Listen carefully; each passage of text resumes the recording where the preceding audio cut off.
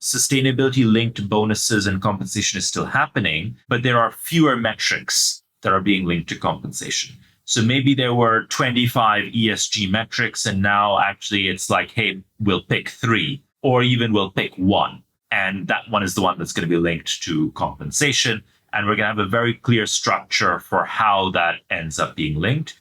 Incidentally, when you kind of look at the payouts, I think it might be in the same report you're citing, Izzy. If you look at the level of abstractness with which those compensation structures are created, the more abstract, the more fluffy, the higher the bonus payout tends to be. And I think boards are also starting to realize that and saying, hey, it makes no sense for us to pay out 116% or 120% of a bonus structure because a bunch of kind of quite qualitative KPIs have been met that don't directly seem to impact business performance. Let's make this more concrete, more robust, narrower, but let's keep it there.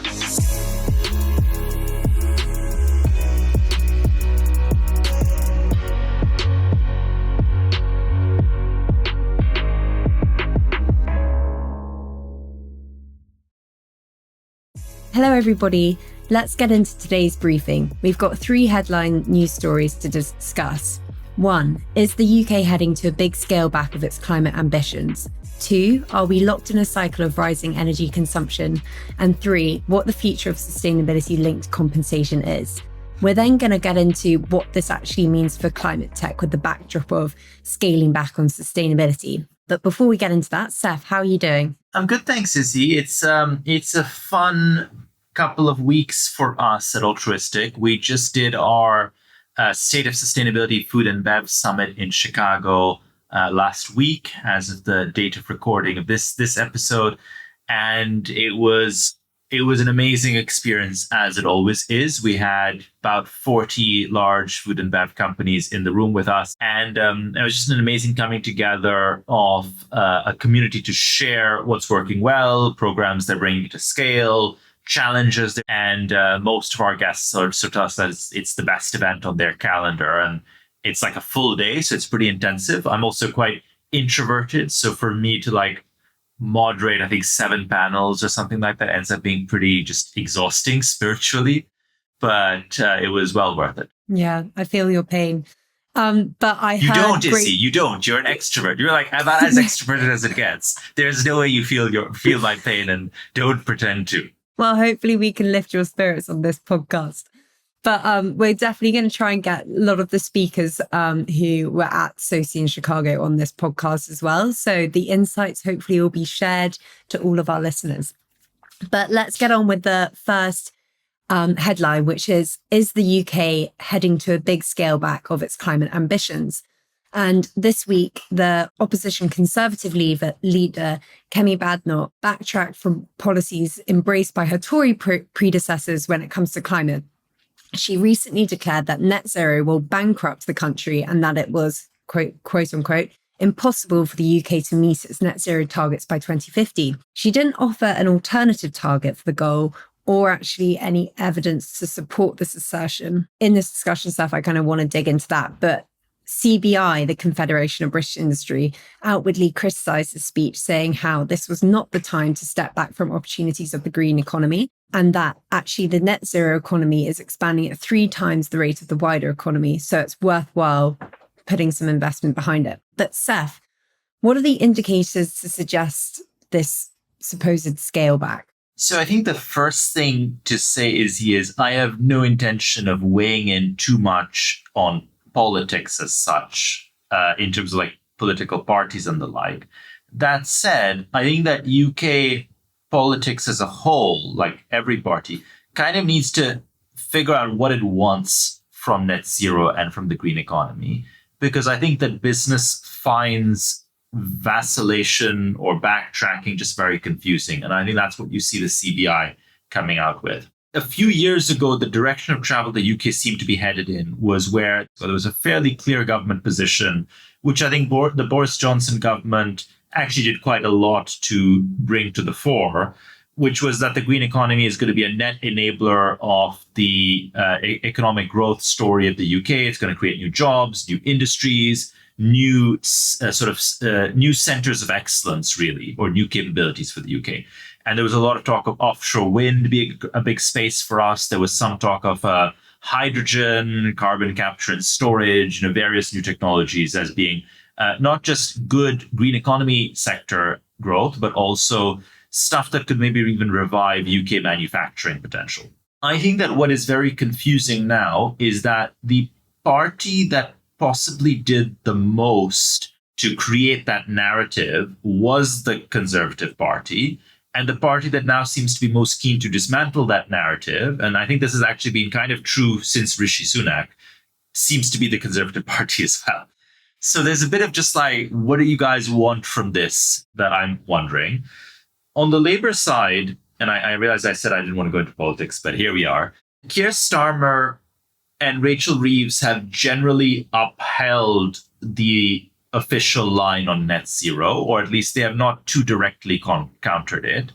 And I think Ed Miliband is also like really doing an amazing job at bringing together a concrete agenda to make this sort of thing happen, right? And he's doing all the right things from what I can see. At the same time, I don't think that the UK government has many openings to salvage their current economic story. And what I mean by that is that, they have this fiscal hole that they need to fill. They have exhausted most of the measures that the UK population is readily comfortable with for them to exhaust. And actually the next, viable place for them to go and try and make cuts or try and make scale backs in the agenda is going to be around stuff like renewable energy and clean tech and promoting the green economy. And I just have this fear that the writing is on the wall, that the commitment to the green economy is somewhat shallow right now across the political spectrum. I'm kind of waiting for a scale back, to be honest. I think it is probably the wrong thing for the economy, but I'm sort of waiting for a scale back. I'm waiting to see where the dust settles on new oil and gas licenses for the UK, which has been a space that has been politically controversial. The judiciary also seems to be weighing in on, against new licenses. But I'm just keen to see where the dust settles on that. Yeah, and I looked up the UK on the climate action tracker, and I was met with like a wash of amber warnings. So it was saying that our overall rating, tracking against the 1.5 degree target by 2050 was insufficient. And the main red block that was popping out was climate finance and how that was highly insufficient. I think this rings true of what you're saying, that actually there isn't being sufficient money put behind making this happen.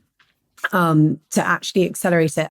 There was a legal challenge last year from the green groups, which said that our net zero strategy had insufficient detail and also was too reliant on emerging technologies to deliver any of these emission reductions. So the High Court ruled last year that it was unlawful in its current form, and it said that we had 12 months to create a new strategy, which should be coming out in May of this year. So maybe we can pick up on this in May to review where this strategy is coming from and what's going to be in it. I think that the current UK government has this unique privilege, which is everyone is expecting that they are going to be around for 2 terms. Like there's very little risk to them in the current term, which was not true of their predecessors. And it looks quite likely that they will win the next term as well. Obviously, who knows? But that looks likely, right now. And that's actually quite like an almost unprecedented length of time for you to enact real change. And so I think that the strategy is going to be quite meaningful and quite important, which is not the case when you have 1 or 2 years left in your term. On this piece around dependency on emerging technologies, I definitely think that the government is guilty of that. When I look at the allocation that they made or the incentives that they came out with for carbon capture and storage, I struggled to see the logic. Like to me, it was a strategy that was derivative of an oil and gas strategy, actually. To me, the only way you could really justify that is you could say, hey, we think oil and gas is around for the long term, and we want to actually try and maybe even start giving more oil and gas licenses, but try and move the oil and gas industry towards net neutrality through the use of carbon capture and storage. That was actually the only way in which I could see the logic for such a large package of incentives for the carbon capture and storage industry, which was kind of unprecedented in that space. I struggle to see it. I also personally, I'm biased being in the software industry, but if you look at like the growth story for the UK, a lot of the growth story for the UK economically has come from services and software and and this sort of job sector versus manufacturing. And I do wonder whether there's something in doubling down on strengths rather than trying to revive sectors that have not historically been main drivers of the UK's job growth or economic growth, at least for the last few decades. I'm going to move us on to the second headline, which is, are we locked in a cycle of rising energy consumption? So the latest International Renewable Energy report, IRENA, released a statistical report last month showing that 585 gigawatts of new clean power capacity was added globally last year, and solar was by far the fastest growing form of renewable power, accounting for 77%. China also just kind of shot up through the ratings and installed more renewable power in 2024 than all the other countries combined. But alongside this, power usage is also skyrocketing. The main culprits for this being consumerism, so all our dependence on digital devices, and also to a large extent, climate change with drastic cold fronts and heat waves. Saif, I'd love to just start off by getting the big picture. What is the global state of play when it comes to energy demand and supply?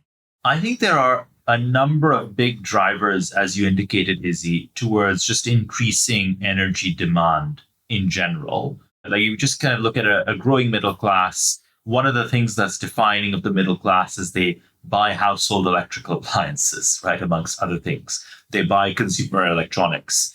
As they start to have a bit more disposable income, they replace those electronics with maybe new electronics that might actually be more powerful, do more, and use more energy as well. And I think that transition is something that many people are going through around the world, frankly. Let's leave aside AI and the vast energy requirements to cool cloud server capacity. Let's leave us or data centers. Let's leave aside Bitcoin mining or cryptocurrency mining and the vast energy requirements that prompts or promotes. There's just a lot of big drivers towards energy demand. I think the interesting one here is this piece around climate change also driving demand. And I don't think there's a way around this, because if you look at one of the main impacts that you get from climate change, it is volatility in weather patterns, which means that it is harder to predict where the peaks and troughs will happen. So the highest highest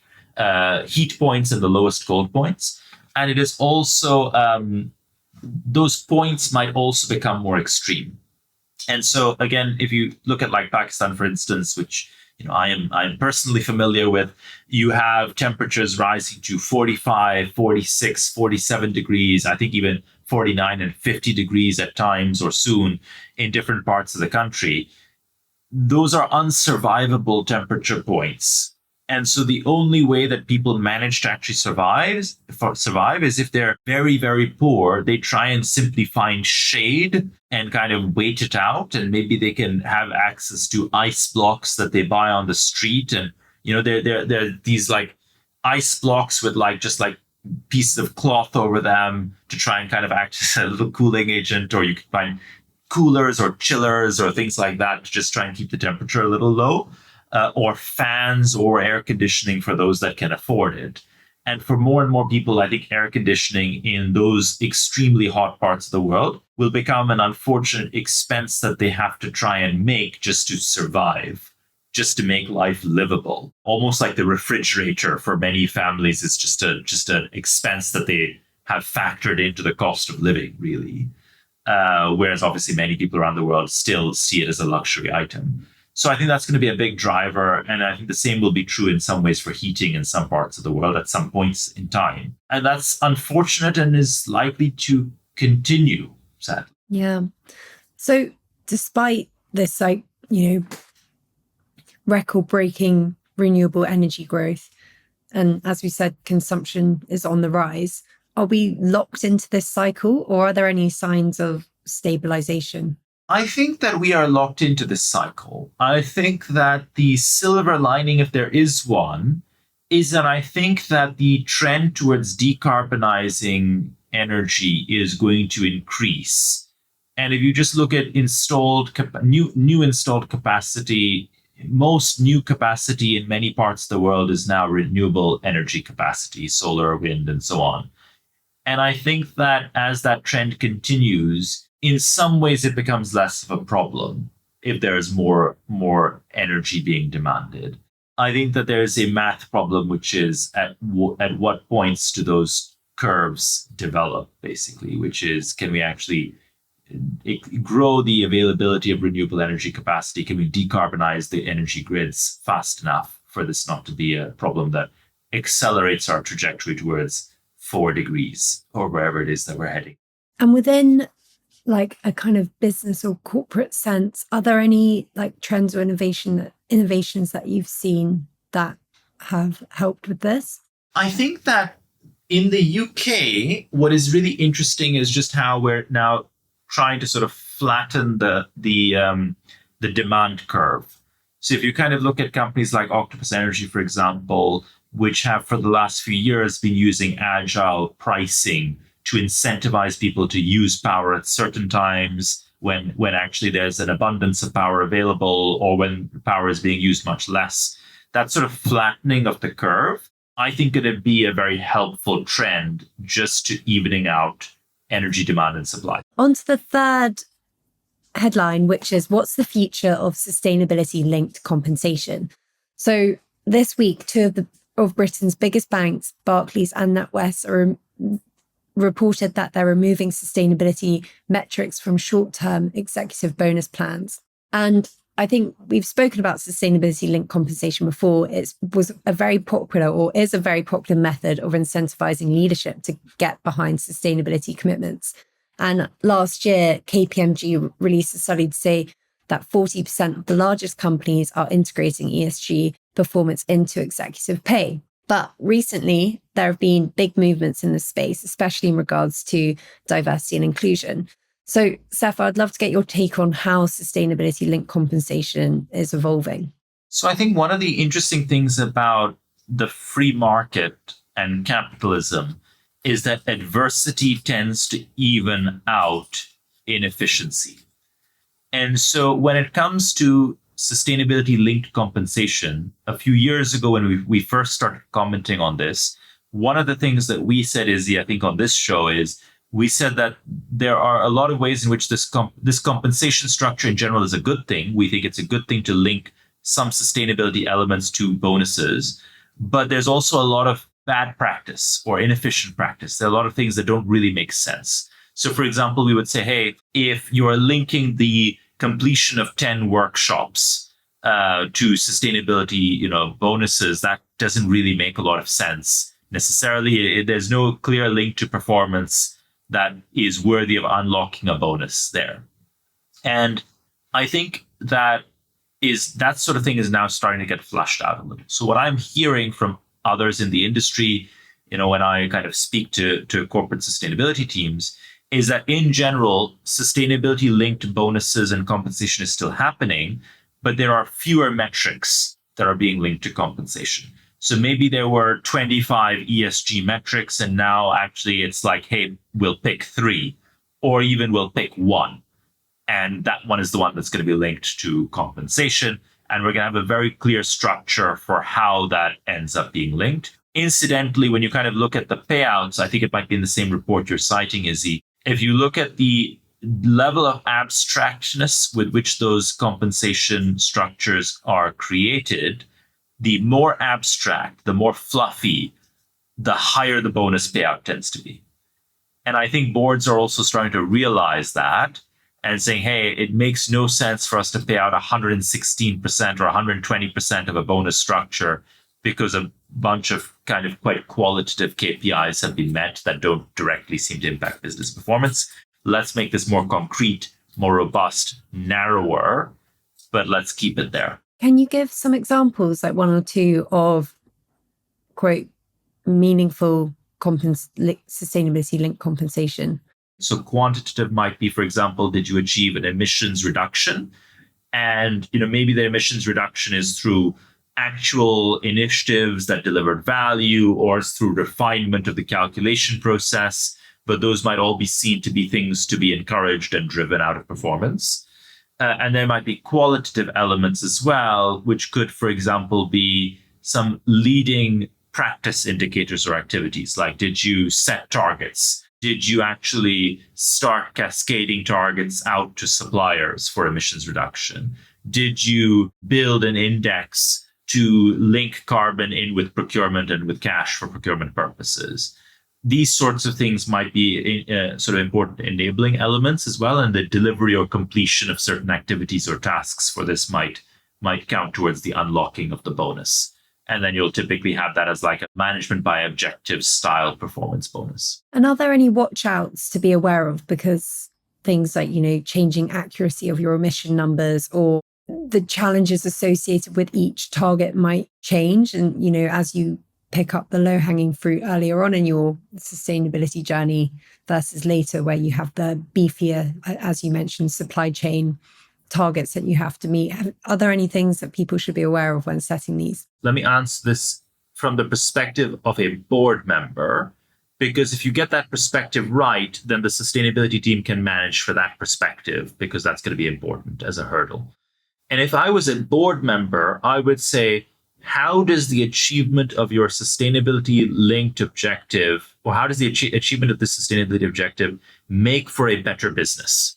Like, why does this particular thing unlock a better business here and create more shareholder value? And so if you say, hey, the objective is we want to make sure that our suppliers are helping us drive our emissions numbers down, and a certain percentage of our target is covered by our suppliers. Like, we have passed on the liability for this share of our target to these suppliers, and that is the achievement. We've done that. We now want to unlock our bonus. Then the logic should be, if we hadn't done that, that having the same target, we would have to spend more money to achieve the target because we'd have to do these other things. And so we have saved the business money by offloading this share of the achievement requirement to our suppliers. I can buy that. I can see the logic for why that makes sense. So do you think sustainability linked compensation is here to stay, or do you think it's going to peter off? I think that it is here to stay. I don't think we have bottomed out the sort of the curve yet. And for those who are for those who are watching like the video, I'm kind of like making this shape with my hands. But we kind of, I think on LinkedIn at some point earlier, I sort of posted this curve about how like you get this hype curve when everyone is excited about something. Hey, let's set an SBTI target. And then actually you get this trough of disillusionment, and everyone's like, oh, SBTI targets make no sense. Let's do something else. And then actually you get like this leveling out where people find what works for them. I don't think we are anywhere near the leveling out on sustainability linked compensation yet. I think we are still coming down from random territory, which is where like 2 years ago, 3 years ago, everyone was trying to set an ESG linked compensation target without really thinking it through. And I think we are still climbing down from that peak and still trying to figure out what the right normal is. We've spoken a lot, I think, in all these three news headlines about the leveling out and how this sustainability bubble has maybe burst, but it's stabilizing a little bit. And I want to take this angle into the lens of climate tech. And Saif, you've expressed quite a lot of skepticism about the prevailing optimism around climate tech. Can you just walk us through what you're seeing on the ground? Seeing like a weird dystopia. I'm seeing both strange optimism and strange negativity. And that usually makes me immediately think the truth is somewhere in the middle. And I don't know if that's right here or not. But like, let's maybe talk a little bit about the optimism first. I think that there are a lot of people that think, oh, the bubble hasn't burst. Everyone is still gung-ho for sustainability. Kumbaya, my very niche solution for managing biodiversity depletion in big corporate value chains still has a $5 billion total addressable market. And I just don't think a lot of that is true. Like if you just look at as an investor, I'm both an entrepreneur and recipient of venture capital. and I'm also an angel investor and therefore a provider of capital to other software companies. The current geopolitical environment combined with the current economic environment, so interest rates, for example, being where they are, has definitely changed the model for climate tech versus what the model might have been 5 years ago. And anyone who says it hasn't is just avoiding the facts, basically. And if you kind of look at how these models are built, you assume a certain cost of money, you assume a certain growth in demand, you assume a certain level of adoption and rate of adoption. Those things are all different. The companies and the technologies that will struggle and suffer the most are the ones that were on the edges and only made viable by either low interest rates, which means money was cheaper, or by very high regulatory anticipation, which meant that demand would be higher. Like these were basically the two kind of things that for the fringe technologies made them viable. Let's look at it in terms of, for example, carbon capture and storage or carbon offsets. Carbon offsets exist along a whole spectrum, right? They're the very cheap and the very, very expensive. The very cheap might be a few dollars. The very expensive might be $1,500 or more. And there are different technologies behind those different types of offsets. The ones at $5 are using different technologies to the ones at $1,500. And there's demand for both of them, but that demand is going to be influenced by how much are these things going to be needed because regulation is driving demand, or how cheap is it to buy them, and the cost of money is going to impact how cheap they are actually in terms of opportunity cost. So, I think those things have changed and all the fringe stuff is more at risk. That, I think, is my critique of the optimism. And how is corporate finance perceiving sustainability investments right now? Are there any kind of specific barriers that are preventing companies committing to long-term funding? The same thing, right? Money is more expensive now. It just factually more expensive than what it was several years ago. And so that has certainly an impact on budgets, making budgets tighter. At the same time, the regulatory environment is different now to what it was before. And if the main focus of your climate tech or the innovation you wanted to bring in as a sustainability practitioner in a business, if the main reason for this was actually regulatory anticipation and that regulation has changed, that is going to have an impact. Many companies, for many companies, much of this hasn't changed. For some companies, it has. And if I was in the finance team of those companies where regulation has lowered the bar, I would challenge the expense for sure. And so if this, happy clappy climate tech bubble has burst, can we expect any opportunities off the back of it, or any movements or solidification towards certain technologies versus others? To be honest, think that bubbles bursting tends to be a good thing in the long run. Like a bubble is by definition an inefficiency. And so for me, an environment where actually the companies that don't seriously need to do something about sustainability, and we're only doing it because of, maybe a somewhat abstract bar set by regulation that has now been rolled back, I'm happy with that. I think that builds a better business. And so I think that more entrepreneurs who have that mindset and are focused on business fundamentals, business value. And that's kind of why we talk always about what value is sustainability bringing to the business. If the sustainability agenda was bringing real value to this business, that real value will still be there in spite of bubbles. What advice would you give to sustainability teams evaluating climate tech solutions in this incredibly uncertain market? In some ways sound like a broken record, because every time I reflect on this sort of thing, I come to the same conclusion, which is if you as a sustainability professional are looking to bring a technology into the business, you need to make a good business case for why is this going to generate business value. And the more that you identify that with clarity, and the more that is linked to real economics for your business, the better. In some cases, maybe it is purely going to be a regulatory thing. Maybe it is purely a compliance thing, and that's what makes the budget. And that's okay. You just need to then be prepared for any movement in regulation will impact that business case. Wise words, Saif. And we have also got the State of Sustainability community. So if you want to talk to, peer-to-peer or talk further about these conversations, I'll put a link in the show notes, and feel free to subscribe and join to that community there. But Saif, thank you so much. This has been a great episode and look forward to speaking to you next week. Thank you very much, Izzy. Likewise.